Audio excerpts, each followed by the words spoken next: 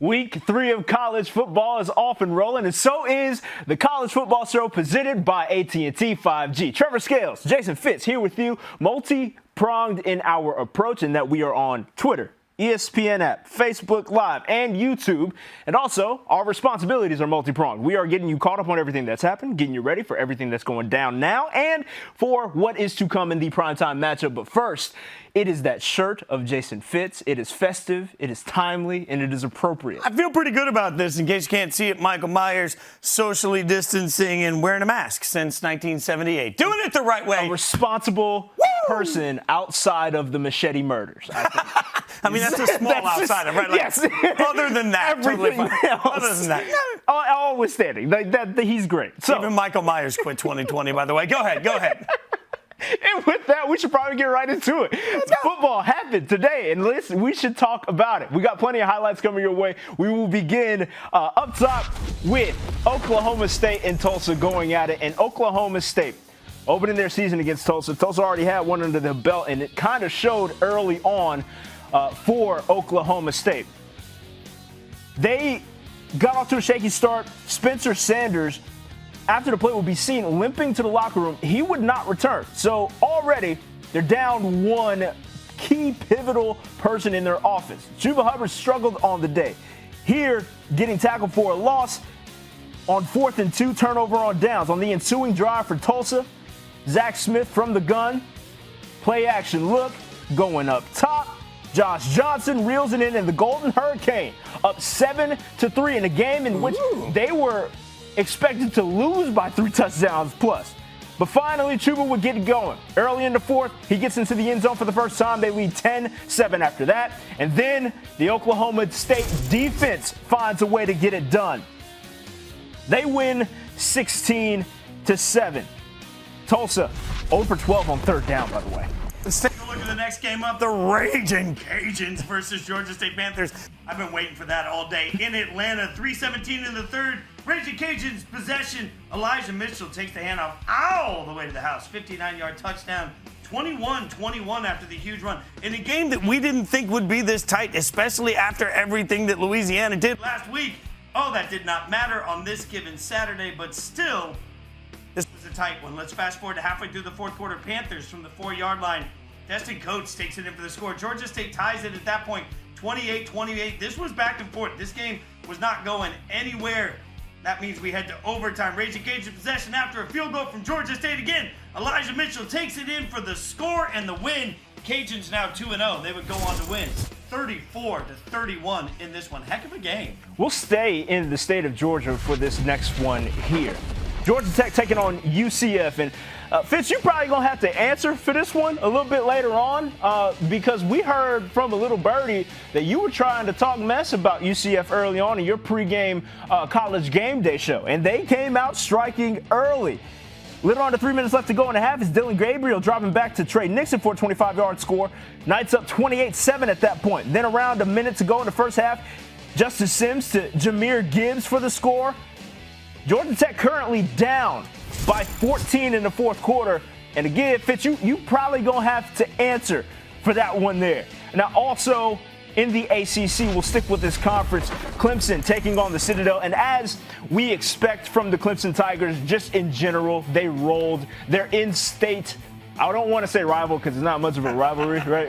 But, they in the same state as a program. Trevor Lawrence dropping dimes all over the field. We're used to that. This one, Amari Rodgers, 44-yard score. Tigers up 14-0 there. Oh, come on, man. You're just being nice. We're only showing this because Clemson's the best team in all the land, so we have to show their highlights. This was a slaughter. You're exactly right. I mean, a slaughter. And it continues to be a slaughter. I think we know, we come to expect that, right? I think the outcome on this one's pretty sure. It's 49-0 right now. Trevor, take us to something else. You never know what somebody could do in 45 seconds. But I digress. Austin Peay taking on Cincinnati. Austin more like PU, according to Jason Fitz. You stole my best line. I'm sorry. Taking the rest of the day off. I should have let you have that one. Second quarter action now. Cincinnati ball from the 2-yard line. More Jared Doak here. Jared Dokes. This man was efficient. He had 10 carries on the day. 3 of them were for scores. That's what you did at Harvard. hey, I'd like to think I had a little bit more like yardage. He had 10 carries. I just meant efficient, like a lot of touchdowns. I meant a lot of. I was paying you a compliment. See, I never know with you. You might be slighting me at any point in time, so I just don't know. That was Dokes' receiving touchdown on the day, and then four touchdowns on the day total for Dokes. Cincinnati rolls 55-20. All right, let's get over to some ACC action. Syracuse and Pittsburgh. Oh, you got the smoke. And they brought the smoke in this game. Pat Narduzzi and Pitt taking on Syracuse. First quarter, Pitt down 3-0. Kenny Pickett finds Jordan Addison for a 27-yard touchdown. Pitt goes up in this one 7-3. I like the jerseys. I'm just saying. They're colorful. I love those jerseys. I'm just saying. Second quarter, same score, 1st and 10. Tommy DeVito gets sacked, shaken up. DeVito left the game. He did return in the second half, but significant for them. Later in the drive, 3rd and 11 for Syracuse. His replacement, Rex Culpepper, finds Taj Harris. Rex Culpepper just feels like a quarterback's name. 69-yard touchdown. Culpepper's first TD since 11-25-17, and since battling cancer. Incredible moment. We'll talk about it a little later in this one. Syracuse up 10-7. 5 minutes to go in the first half. Pittsburgh possession. Pickett keeps it himself. Dives in for the 1-yard tutty. Pitt would lead 14-10 going into halftime, and I just proved that I'm learning how to say tutty a little less awkwardly for all of America. Again, just roll through it. You shouldn't address it. That's my thing with you. I mean, always stop down to address it, and you kill your own credibility. Well, you know what? Nothing kills a drive like that sort of a pick. That's a nice moment right there. Syracuse was down 4. Good moment there. DeVito just missed him and gets it. And then all of a sudden, under a minute to go in the third, Pickett finds an open Jared Wayne for the 17-yard touchdown. Look at that wide open spaces. Yeah. Pitt would go on to win 21-10, and I'm singing the Dixie Chicks only on this show. We're protecting the South Florida fans here. We just would rather not show you video of this behind whooping that occurred earlier today from Notre Dame. Ian Book on point, relatively speaking, 12 for 19 on the day, 3 rushing touchdowns, which is a shocker, but 143 yards through the air. It gets the job done, essentially, for Notre Dame and as they roll against South Florida. By the way, they're 52-0. That's the second largest shutout in September during the AP poll era, all the way back to 1936. So a big moment for them there. So we'll move on now to App State versus the Marshall Thundering Herd. I'm getting the coolest nicknames today. You are. Marshall gets a head-to-head there. First drive for the Thundering Herd. Brendan Knox runs it in for a 2-yard touchdown. Herd leads 7-0 early on in this one. Just going to let you see him celebrate there for a second. And then later in the first quarter, App State possession. Zach Thomas drop back, throws a beautiful ball to Jalen Virgil. Makes a spectacular over-the-shoulder catch. I can't do that. I'm just going to say it. Let's take another look. It was so good. Oh, diving, finding the ball. I think he got both toes in there with the possession. I mean, listen, don't hate. We'll talk about that later. You said you can't do it, so why are you hating? Well, that is a fair point. I'm not hating on this. Marshall possession. Grant Wells takes the snap, runs it in for the 12-yard touchdown. Marshall is now final 17-7. They go on and they beat App State. That's how we get through some highlights to start the show. That's exactly right. The college football show presented by AT&T 5G. So we had a lot of football that we just ran through right there. But now it is our responsibility to have some takeaways, help you digest it from the day's events. We begin with Oklahoma State's game, right? You don't sell this short. Trev's takeaways. I like the alliteration. Yes, that's nice. We appreciate the alliteration around here. That's always a positive. Yeah. You know, a little branding for the people. In any case, Trev's takeaways. We will begin with Oklahoma State. Their starting QB goes down in Sanders. They have a second string guy come in who is ineffective, but their true freshman by the name of Shane Illingsworth comes in and immediately jumpstarts that offense late in the third quarter. That was an offense that was struggling, whether it be from injury, whether it be from just trying to shake off the rust or whatever have you. But the Oklahoma State Cowboys find a way to kind of get this one done despite the lack of offensive production that we're used to seeing from them. I mean, Chuba Hubbard's the story of this game, right? Like at some point we expect greatness at every point from Chuba Hubbard. Now, you're right. When you're down to your third string quarterback, it changes the way you defend anything. But what's really staggering to me is last year, our stats and info group, who's spectacular, really broke it down. In the first half alone last year, Chuba Hubbard had over 100 yards after contact. After contact. Thank you. So you're talking about this year, 12 yards. They came in and said, look, we are not going to let Chuba beat us.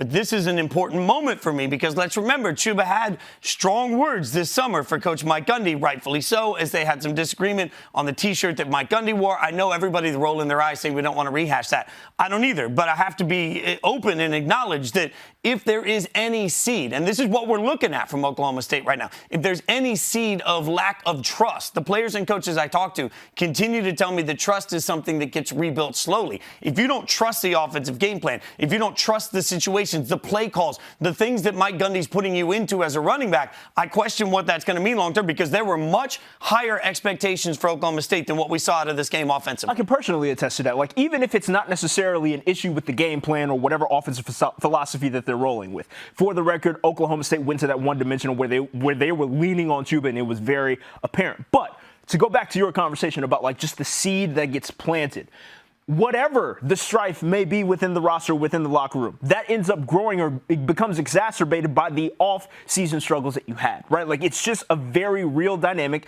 that should be taken into account amidst all the other things that we're taking into account when it comes to this season kind of progressing on. Our next takeaway from the day, we'll go to Louisiana, and this was the team that we were all super excited about, right?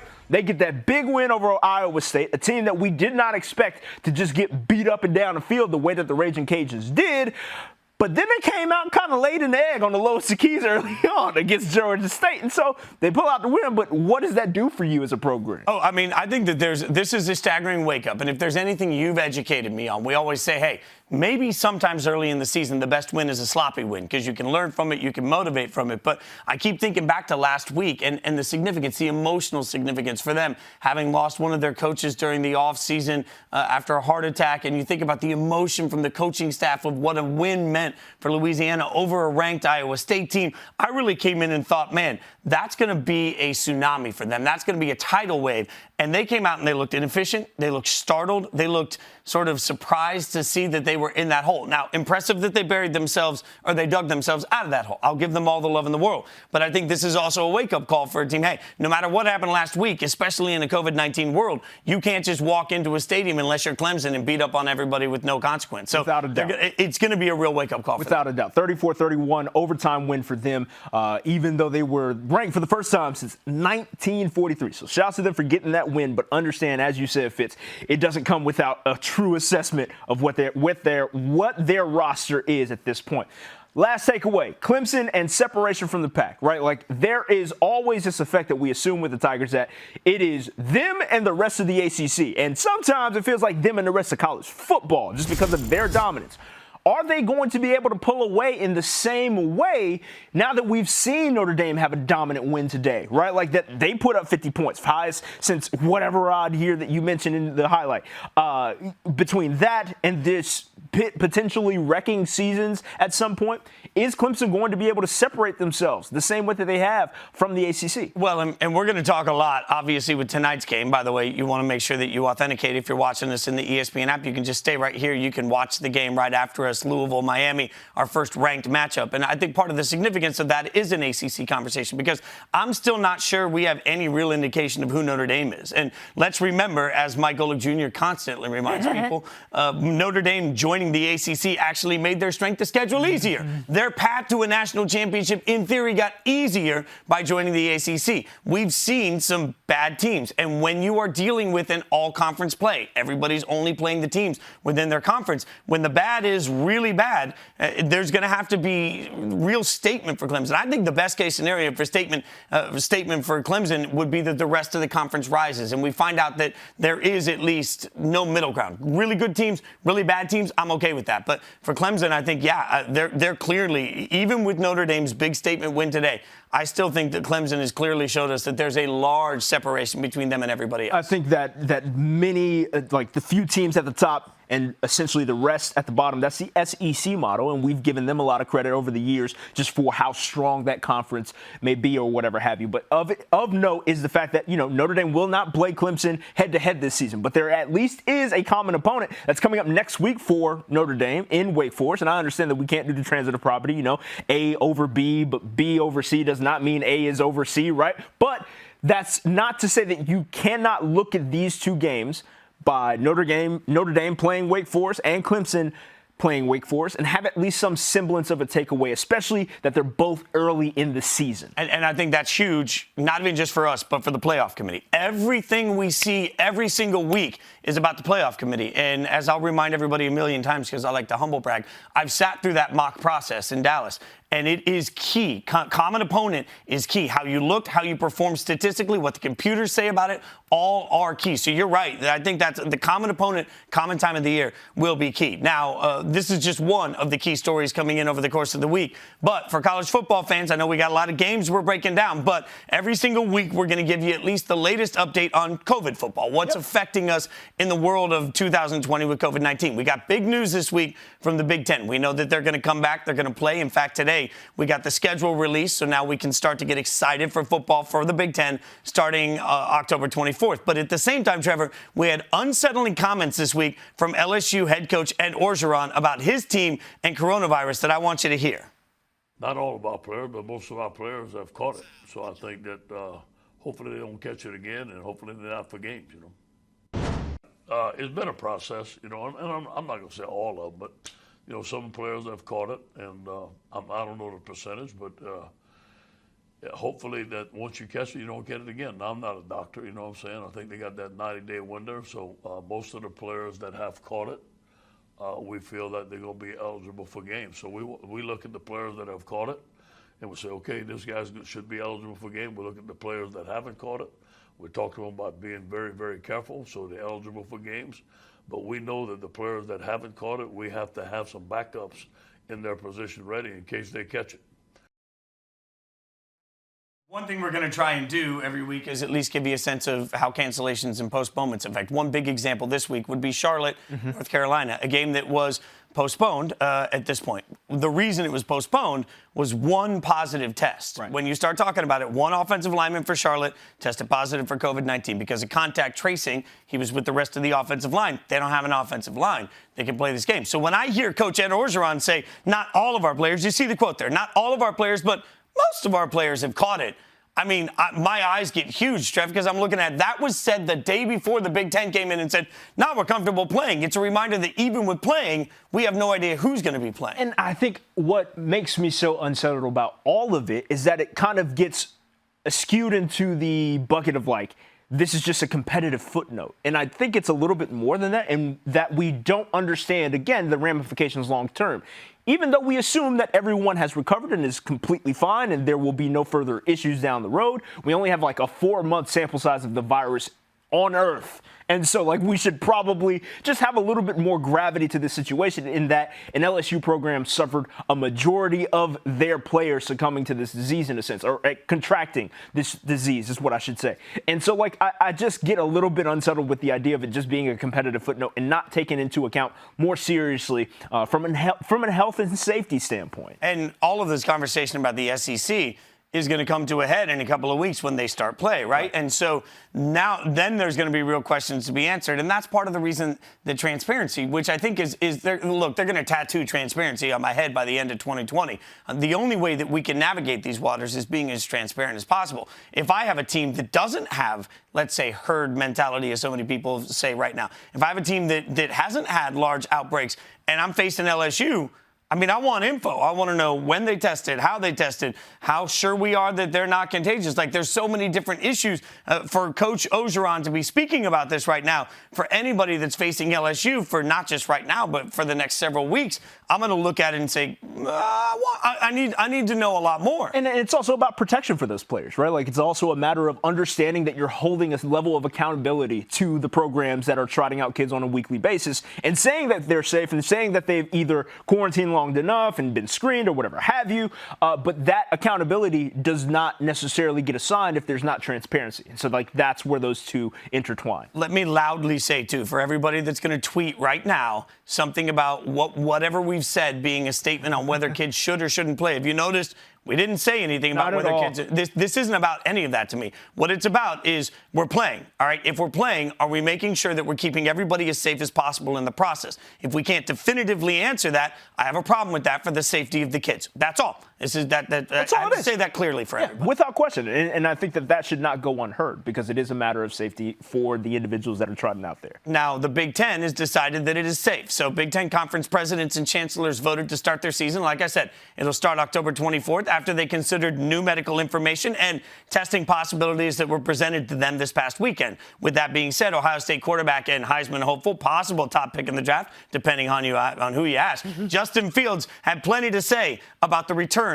of Big Ten football. I think it's definitely going to go down in the history books for the way we fought back. And, if we in the season like we want to, I think we should definitely have a 30-30 for sure because, at first we weren't supposed to, have the opportunity to play, but we just fought so hard to get it back, and we're just all so excited for the opportunity. So I definitely think this is going to go down in the history books. So we're just hoping that, we have a great season and get to be out there on the field.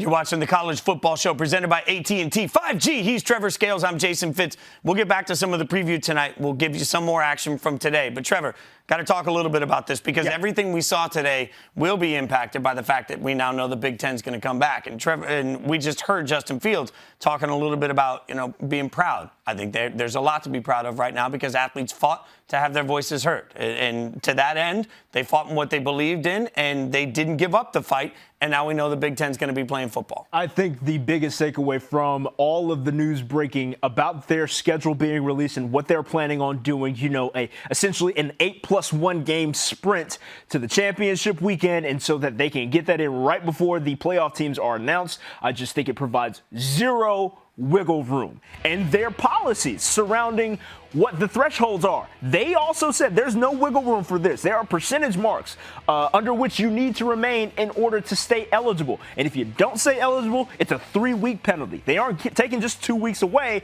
It's 3 weeks, which is essentially a third of your season if you're a Big Ten player. Let's stick there for a second, Jeff, because what you're saying is important. We just heard Ed Orgeron say, basically our whole team has COVID. What the Big Ten is saying is if you fail a COVID test, you're out for 21 days. There's no, and that doesn't matter if you're a coach. Like, we're living in a world where Coach Mike Norvell for Florida State tested positive this morning for COVID-19. In the Big Ten, that means 21 days. There are no questions asked. So you are talking about if there's one positive test, and they're doing daily testing. If there's one positive test, 21 days out, that's going to impact the whole season when there is no wiggle room. Without question. And so when you talk about its placement within the conversation of the college football playoff landscape, then how do you assess, say, an Ohio State that has Ryan Day contract COVID-19 or has a positive test show up?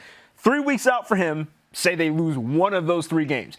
How then, as a committee, are you supposed to assess a team that is now dealing with a pandemic and is banishing their coach for 3 weeks or quarantining their coach for 3 weeks? And then do you assess that into your sort of viewing of that team on a weekly basis? It becomes just so muddled, a lot of it. And they're trying to play 8 games in 8 weeks. What if they only get 6 in? How do you judge a 6-game Ohio State versus a full? I mean, this is what the playoff's going to be up against. Now, we do know that there are some players coming back, and Shaun Wade made news in a big way, the Ohio State star corner, because he decided to opt back in. It's an important difference between Shaun Wade, though, and a player like Rashad Bateman, who was the Big Ten Receiver of the Year from Minnesota, had a spectacular year. He opted out, decided just like Shaun Wade. Difference is he signed paperwork with an agent. He now wants to opt back in, but he's got to wait for the NCAA to decide if they're going to allow that, because the NCAA rule says sign with an agent, you can't play. Correct. Treavor, this is not a simple conversation. Not at all, because of what we talked about before the lights went on here, in that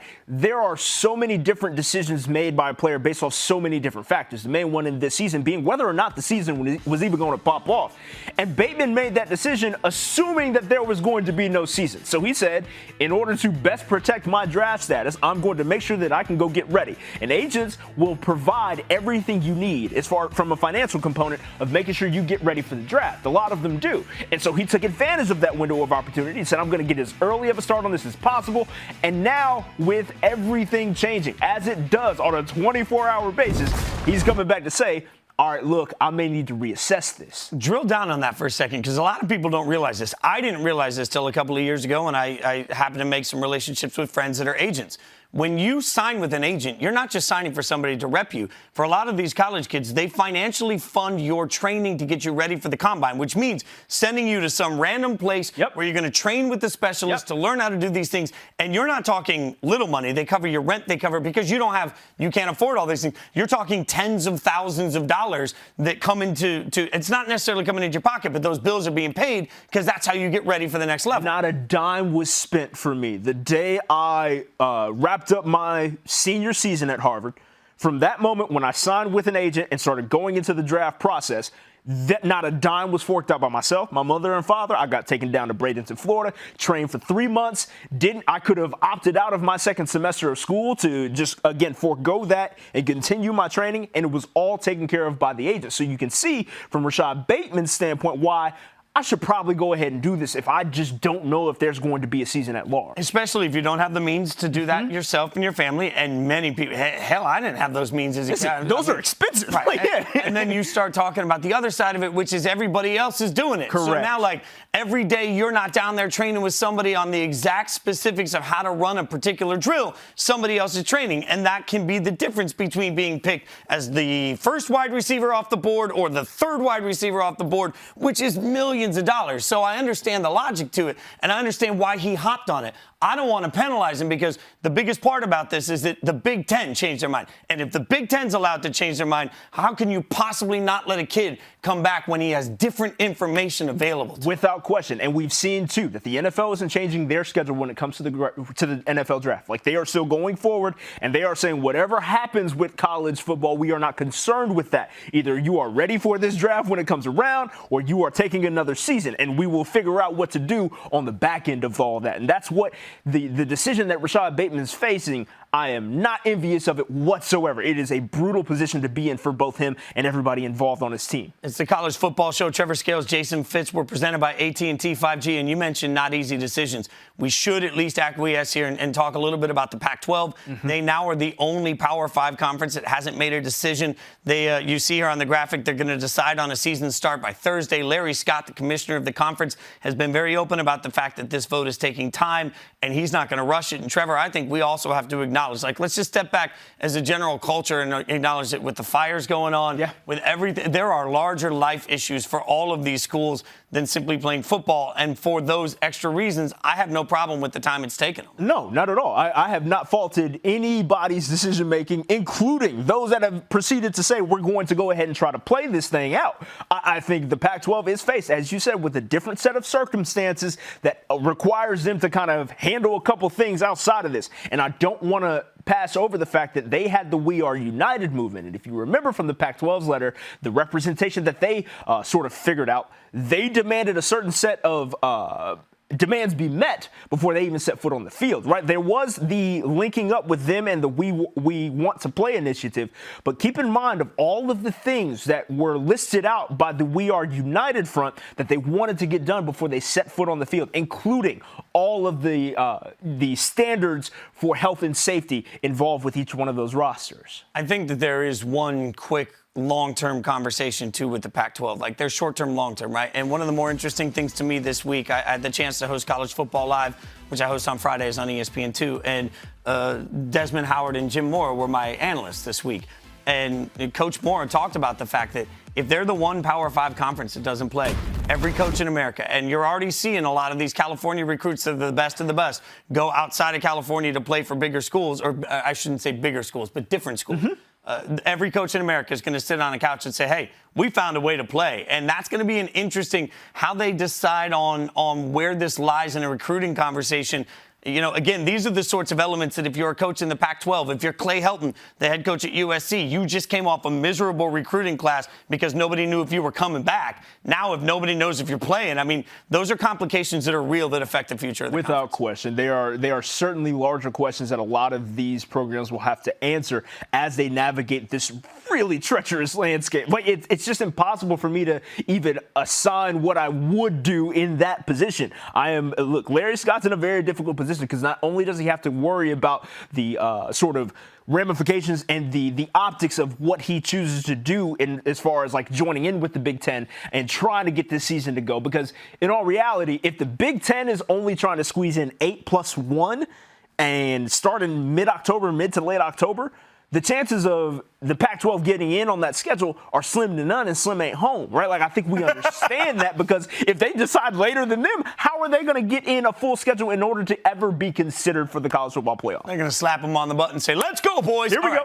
So if this show is for anybody, it's for y'all. Like we always say, that we are here for the fans, and we are your opportunity to hang out with us on a little screen while you watch football on a big screen. We get that. So let's talk fans for a second, because we've seen some varying sort of approaches. And tonight on the ABC game that you're going to get, it's, again, the first ranked matchup we've seen of the year, Miami at Louisville. We've seen some images from Louisville that they say they're letting 18,000, but boy, 18,000 sometimes looks A little thick. a little thick, like, you know, thicker than some would expect. So, but that raises an interesting question. Like, what should these new conferences, because the SEC starts in a few weeks, the Big Ten starts October 24th, they got to be looking around saying, okay, what's working? Should we let people in the stands? Right, and even when it comes down to the Big 12, Oklahoma State was pretty daggone loud today. We heard on the broadcast from Sean McDonough that they couldn't even hear the whistles as broadcasters, right? So there's so many different things that comes with the fans being let into the stands, not only from a safety protocol standpoint, from just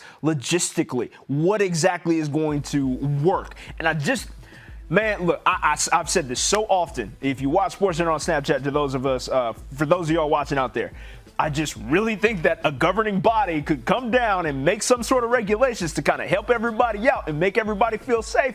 But I don't know that the NCAA is really willing to do that. You know, the whole governing body thing is only a name sort of value right now. It feels like they aren't really actually taking the steps that would actually help a lot of different decisions be made. That's such an important point for everybody that we're talking to Twitter right now, right? Yeah, like everybody's yelling on Twitter, right? One thing to remind you is that currently, by rule, the NCAA can't actually come in and tell schools what to do. They can recommend, and they can recommend to conferences, but the NCAA can't. Even if they wanted, Mark Emmert wanted to come in tomorrow and just say, here's the policy, they don't have the governing power to do that. And it's asinine, and it makes no sense to me. And at some point, if we had that from the get-go, maybe all the conferences could have made this decision like a little kumbaya circle sitting around. But, you know, that's not how they're doing it. No, we're beyond that. And so we move on to the College Football Show presented by AT&T 5G. We are responsible for not only getting you caught up on things that have happened, things that are also going down, but also the things that are to come. And that begins with our Primetime preview, which starts now. It'll be a big game, primetime game. We're looking to defend our house. This is our moment. This is our night. Derek King's the quarterback that everybody wants to see. They have a lot of talent out here. I just want to come be a part of it. We got to come ready to play, because every team that want to play Miami want to beat Miami.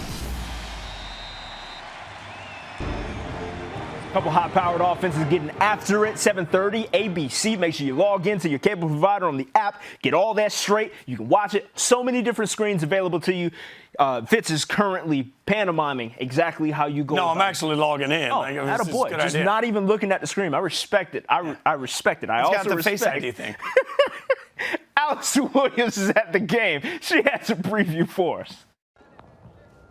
Hey there, everyone. Allison Williams coming to you from Louisville, site of the first top 25 matchup of the year. ACC action between Louisville and Miami. This one is going to be fun. A couple of great offenses going at it tonight. For Louisville, of course, they're led by their quarterback, Malik Cunningham, a real dual threat guy that can sling the deep ball.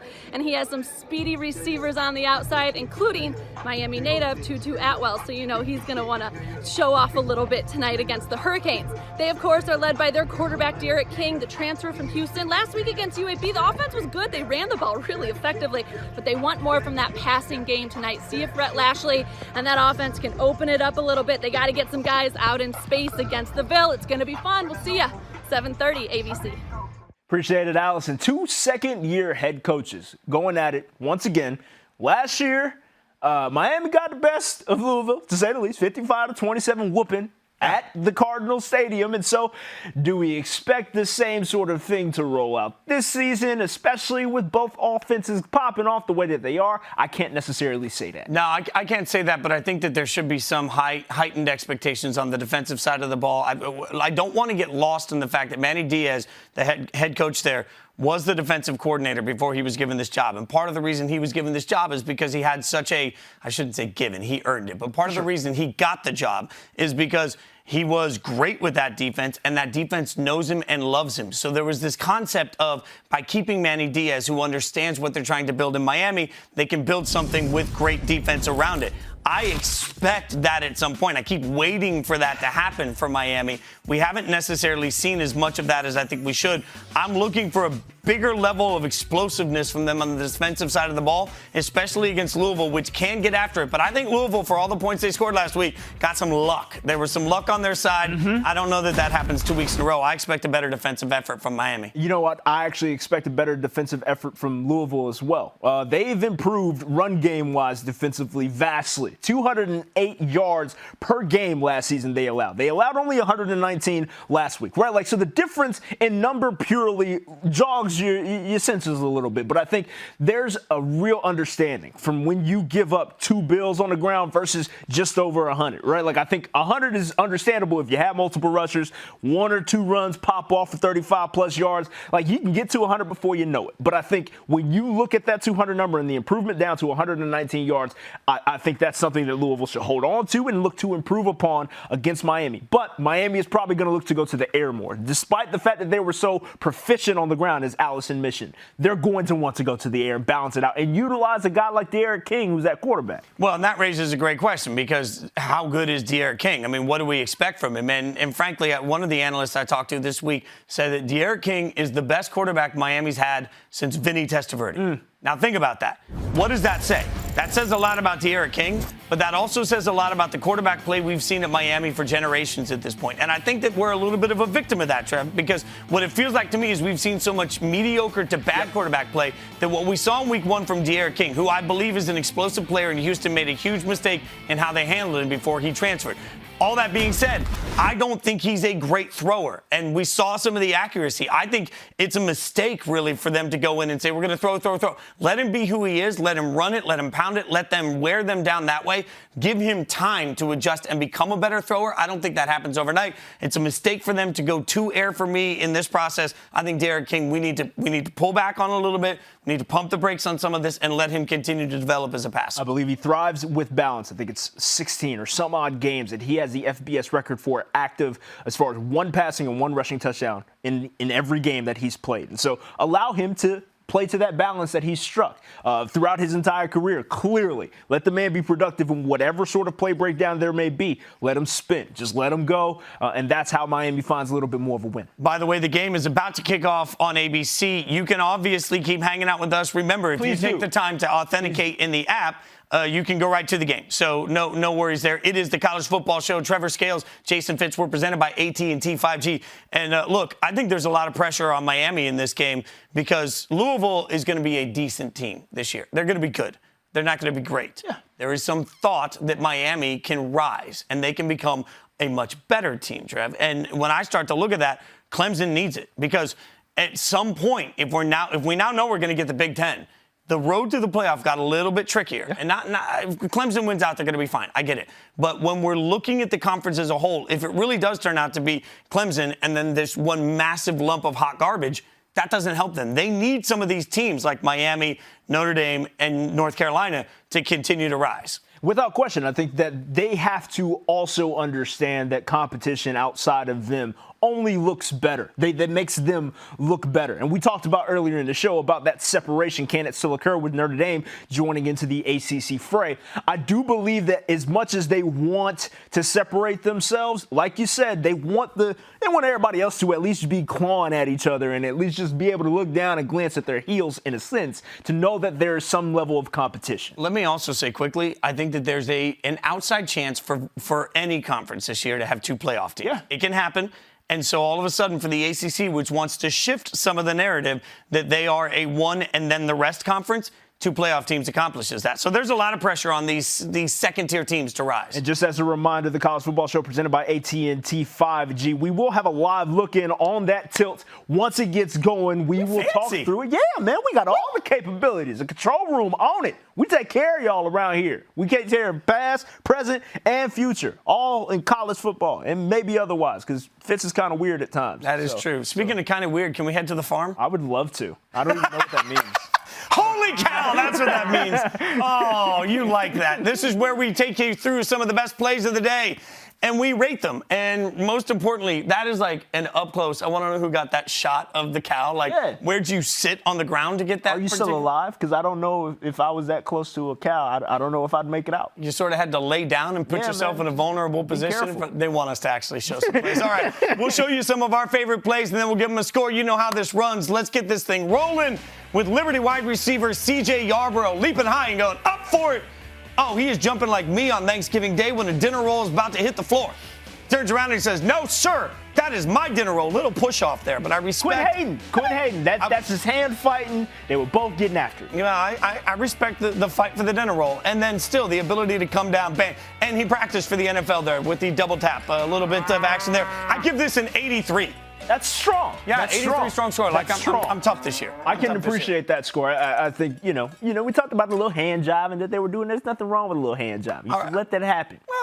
Let that happen. Let's stick with the one-handed catch action because that seems to be a norm in college football. Let's show you another one here, and we'll see how this one compares. Boston College tight end Hunter Long. Turn around. Now, this is a tight end. Big fella. Turned his body around, got the one-handed catch while somebody else was nagging on his arm. Like, I mean, this is less dinner roll, more donut. Like, a little bit of fight there for the sweets. You're like, you will not get to the donut before I do. Yeah, that's just a more, like, I'm wider than you action. Like, he just said, I am much wider than you'll ever be. And so I'm just going to take advantage of that. Well, box out action. You know, he caught it with his body a little bit, though. It got to be tougher. 77. It's a one-bodied catch, really. 77 for that. I'm tough. You are. I'm proud of you for not just handing out hundreds just on a regular basis like you were our first year together. You just found out they were going to move twice, and you were like, we bout it. I forgot they moved twice until you reminded me. And now, like, I can't wait for the double move. Exactly, and it's coming up right now. Woo! Rex Culpepper. Shout out to your boy from Syracuse. His final round of chemotherapy and was declared cancer-free in 2018. His first touchdown since then went down today against Pitt. And I just think that's phenomenal as a storyline. He stepped in for the injured starter. His first touchdown since being declared cancer-free back in 2018. And how can you give this anything other than 100, Fitz? Like, this is the picturesque double move play when it comes to holy cow. For storyline alone, there are other ways to get there, but this is an easy way to get you your double move on the day. There is not enough positive we can say about the fight in a young man to get through cancer, the fight in a young man to continue to put himself out there, to come in as a backup quarterback and make that play in that moment, to seize that moment after everything he's been through. Man, I cannot imagine the toughness, the mental fortitude that it takes to do that.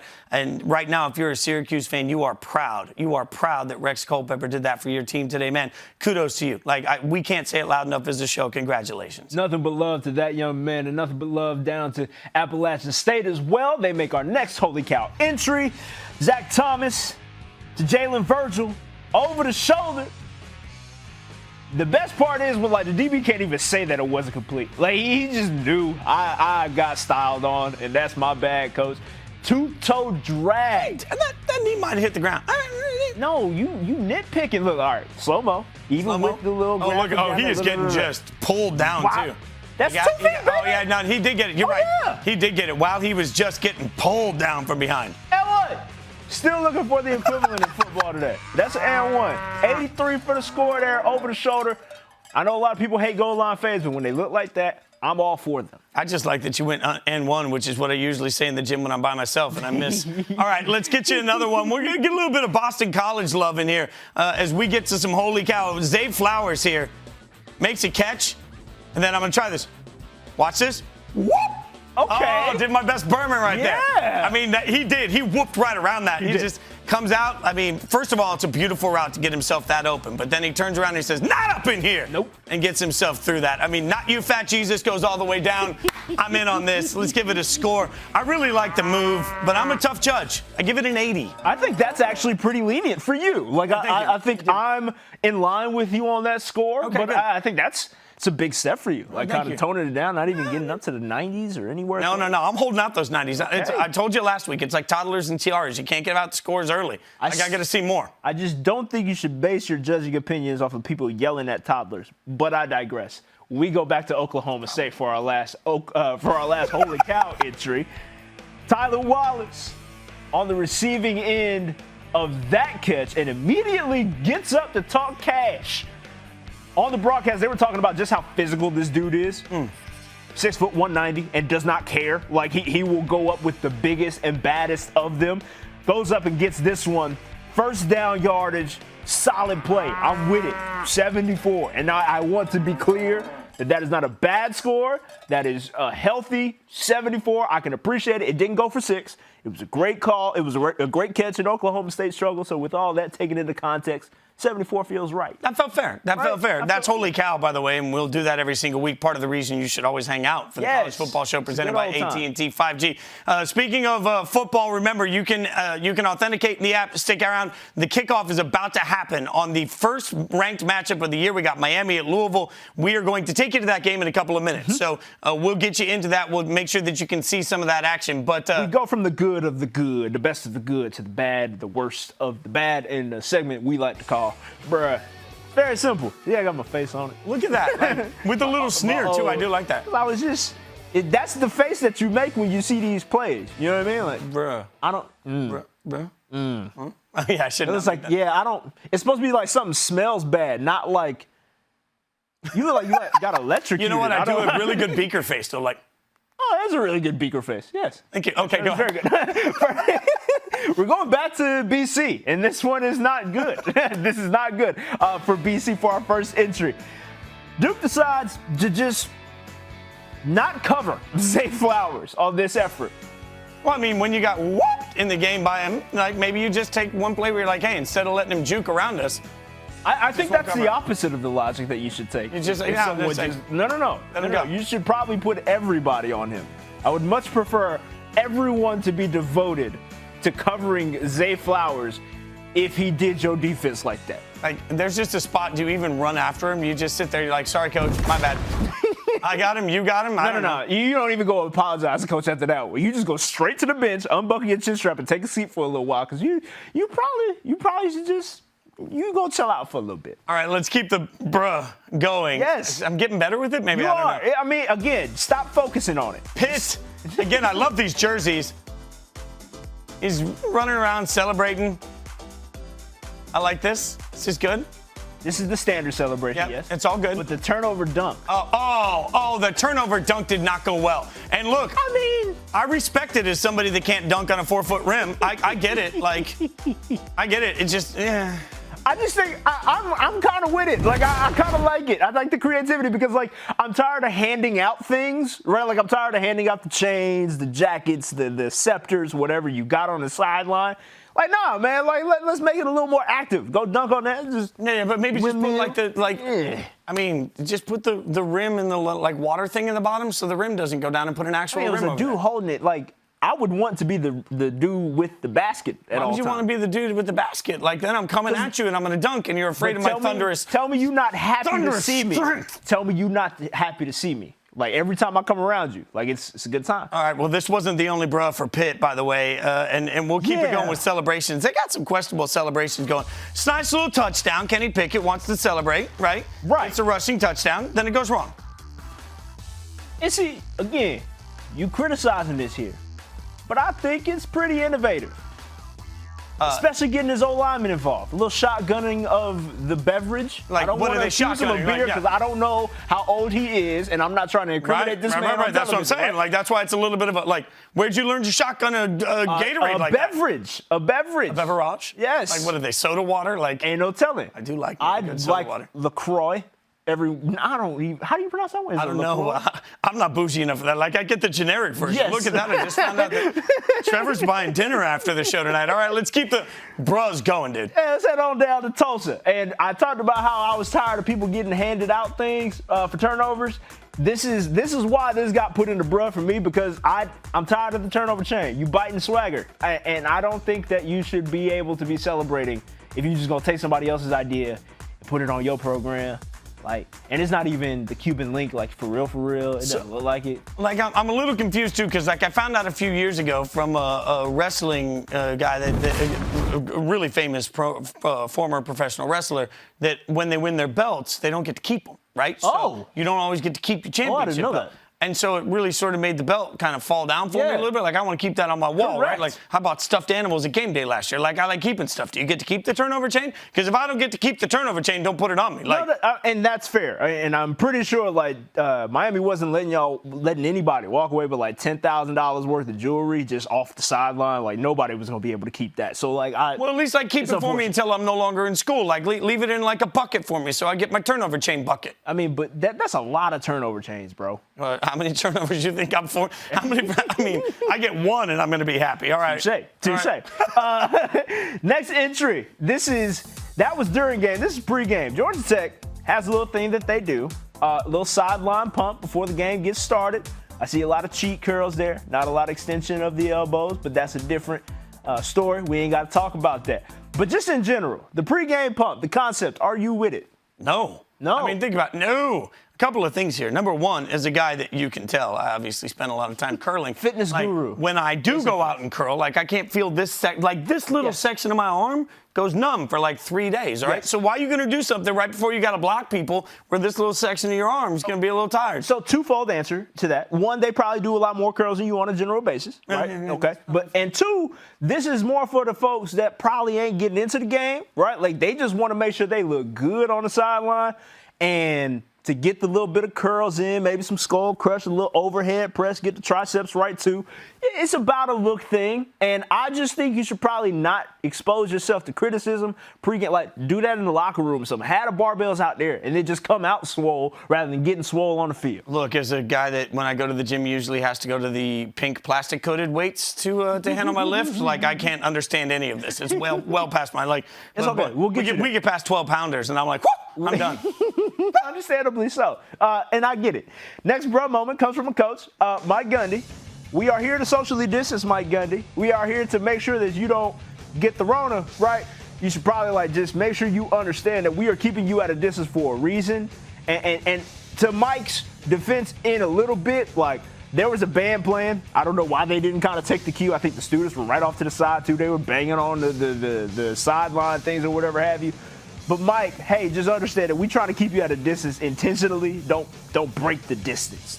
Are you and Coach Gundy like besties or something? You're apologizing for him the whole way. Every other coach seemed to do fine with it. Look, what do you want the sideline interviewer to do? I had to do that at the hot dog eating contest. I'm standing there. I'm like, 6 feet away from Joey Chestnut, who's like covered in hot dog slime, and I'm yelling, "What was the key?" Like, I'm not.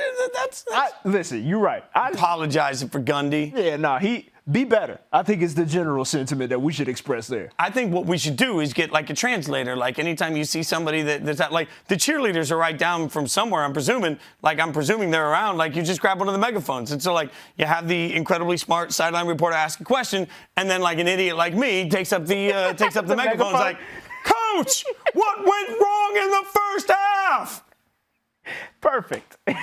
With that, we're going to look at Miami going down right now. We are here at the College Football Show presented by AT&T 5G. Are here to take care of you in every regard of college football's week 3.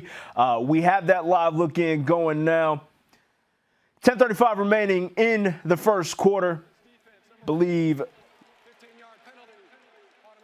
Got a personal foul there on Miami. There, yeah. Trying to figure out who exactly has the ball. Let's see. Okay, Louisville with the ball driving. And I think, again, we're looking for a fast start from either one of these offenses. Just because of their big play capability, as always, as well as just the groove that they seem to have found early on in this season. Yeah, I think that's a really good point, Trev. And the way that they're going to be able to score points in bunches, I still maintain that they're going to have to. Miami's going to have to get them some stops on the defensive side of the ball, because I still think De'Aaron King is going to be a better quarterback for them if he doesn't feel like he has to go out and, lay in 60 points in this one. Without question. Louisville rolling right on 1st and 10, incomplete there. And again, Fitz, just as much as it has to do with this ACC conversation, Louisville coming out and balling against Miami does even more for the Clemson program, does even more for Notre Dame, even if we're trying to get 2 ACC teams in here. So again, it's just this ranked matchup. They both have to prove that they're worthy of being ranked 1, and ideally we get a takeaway of both of these teams are worthy of considering in the upper tier of the ACC? So let me ask you something as a former player, Trev.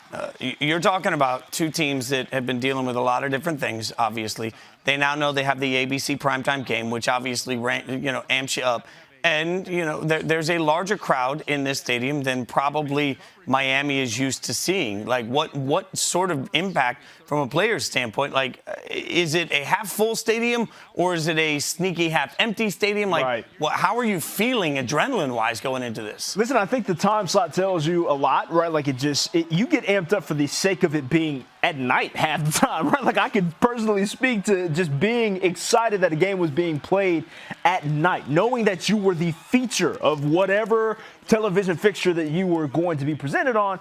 That amps you up just a little bit more. And so knowing that there's a lot of weight, and, we like to think that we don't pay attention to the outside noise. We like to think that we live in this silo as football players. But in actuality, we're very well aware of what all is implied by us being put against a specific opponent and the time slot under which we're playing. Yeah, and to that point, that's one thing that really surprised me last year traveling with Game Day. Everybody said, oh, it's just another game, just another week, whatever. Then you start talking to the players, and you could feel the energy, you could see the energy, and in an honest moment, many of them would admit the energy of just knowing that they've got that crowd out, that the fans are that psyched, that it's 6 a.m. and people are lined up. Like, it makes a difference. Because it's dope. It really is dope. That end statement right there. This is the College Football Show presented by AT&T 5G. And Fitz and I both are fans of therapy. We do believe that everybody needs somebody to talk to. And in the interest of that, for the sake of our fans, we like to do every week a little bit of gridiron therapy, where we like to hear you out, unadulterated, and you just get to express your feelings. I've got the therapy pillow here, and I need to have a real conversation with UCF fans. This morning on Countdown to Game Day, which you can also check out digitally in the morning before the Game Day show, and I get to hang out with some of the best from Game Day, I may or may not have selected Georgia Tech. You did. To beat UCF. My mentions will remind me that I did. Treavor will remind me that I did. And UCF is going to remind me continually that I did. And then UCF is going to tell me that I hate the program because I've oftentimes picked against them. Look, if being wrong was anything new to me, I'd be stunned by it. Let me tell you one important thing about picking games. If I could pick all the games accurately, I wouldn't be sitting on this couch. I'd be sitting in Vegas, and I'd be living on a little pile of money. I was wrong, but you still never won a national championship. And as much as that may hurt your heart, don't displace the hurt from never winning a national championship to me now. At the end of the day, you're still a very good football team. Congratulations for that. But you're not making the playoff this year. You didn't make the playoff last year. And collectively, you can all kiss my butt. Wait, that wasn't the right end to it, right? No, I was supposed to be apologetic. That's not typically how therapy goes. I'm going to stay off social media the rest of the day. Please, probably should. Yeah. Avoid that. Fitz, you and I, both 5'9", right? Vertically challenged to most sub-6-foot game, and proudly. I played at 190 when I was in college. I ask that college football coaches stop putting light jokers like me in pass protection against defensive linemen. I don't need to go head-to-head with a joker that outweighs me by 100 and some odd pounds. What does that prove to me? What does that prove to you? How exactly is this supposed to work out in an advantageous way for our offense? Let me get my little behind up out of there and catch a pass. Not only does that help the offense, it also helps my psyche because I get to keep my mind straight, and also I get more yards. So just please stop doing that mess for the sake of everybody here. I would enjoy it. Everybody would enjoy it. And I appreciate you hearing me out. Fans would enjoy it too. Like, there's nothing worse than when you see your back left back there and you know that they're just done. You cooked. It's just annoying because, you just know you set me up for failure, and then you're going to actually critique me on tape. What is this? You got a pick for tonight's game? I do, man. I'm going to roll with Miami. I think Derek King figures it out, and they get kind of going on this start of the ACC journey. It's separating themselves. Well, I think Miami's going to win, too, which is why I'm going to pick Louisville, because I've been wrong on every single pick that I've made so far today. I'm terrible. Fair enough. You just got to fade yourself when you know you ain't right. This is the College Football Show. It was presented by AT&T 5G. Stick around tonight. You can check out Trevor Scales, Gary Streisky, Christine Williamson on the wrap-up right here. After, look at me, I'm promoting your other shows. You're the man for that. We appreciate it. 11 o'clock right here on Twitter, ESPN app, YouTube Live, Facebook. We'll see y'all next week, man. Y'all take care.